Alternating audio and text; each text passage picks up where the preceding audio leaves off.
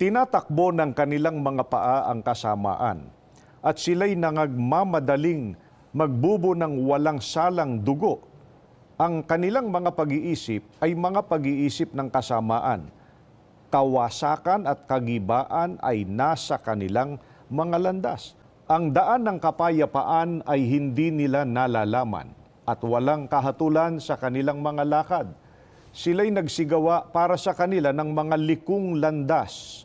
Sino mang lumalakad doon ay hindi nakakaalam ng kapayapaan. Kaya't ang kahatulan ay malayo sa amin o umaabot man sa amin ng katwiran, kami nagsisihanap ng liwanag. Ngunit narito, kadiliman ng kaliwanagan, ngunit nagsisilakad kami sa kadiliman.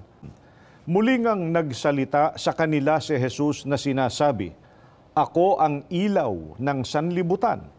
Ang sumusunod sa akin ay hindi lalakad sa kadiliman, kundi magkakaroon ng ilaw ng kabuhayan."